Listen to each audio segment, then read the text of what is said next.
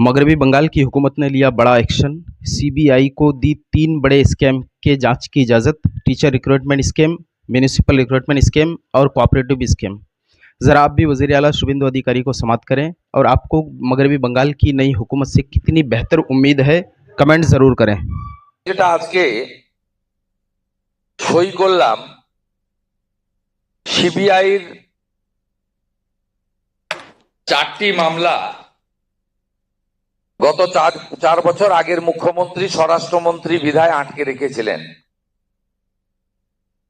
Prosecution বা চার্জশিটের ক্ষেত্রে sanction, অর্থাৎ যে সমস্ত আধিকারিকরা দুর্নীতিগ্রস্ত তাদের বিরুদ্ধে সিবিআই বা অন্যান্য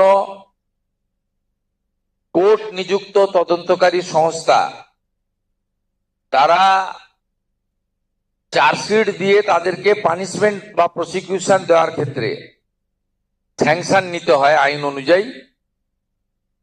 বিদায়ী সরকার এবং বিদায়ী সরকারের মুখ্যমন্ত্রী তথা স্বরাষ্ট্রমন্ত্রী এই স্যাংশন আটকে রেখেছিলেন দুর্নীতিগ্রস্ত আমলা এবং আধিকারিকদের বাঁচানোর জন্য।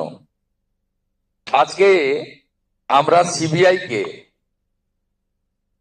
3টি দপ্তরের আধিকারিকরা যারা করাপশনে যুক্ত ছিলেন তাদের স্যাংশন আমরা দিয়ে দিলাম। অর্ডার বেরিয়ে গেছে, সিবিআই কপি পেয়ে গেছে বা পেয়ে যাবে, একটু আগেই অর্ডার হয়েছে।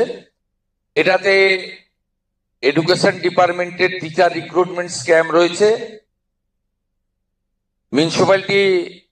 মিউনিসিপ্যাল অ্যাফেয়ার্স ডিপার্টমেন্টের মিউনিসিপ্যাল রিক্রুটমেন্ট স্ক্যাম রয়েছে এবং কোঅপারেটিভের ক্ষেত্রে সমবায় দপ্তরের ক্ষেত্রে কিছু কোর্টের আদেশে যে তদন্ত হচ্ছিল কিছু আধিকারিক তারা যুক্ত আছেন, তাদের বিরুদ্ধে প্রসিকিউশনের স্যাংশন যা বিগত সরকার দুর্নীতিগ্রস্ত আধিকারিক আমলাদের আড়াল করার জন্য 4 বছর আটকে রেখেছিল, আমরা আজকে সেটা দিয়ে দিলাম।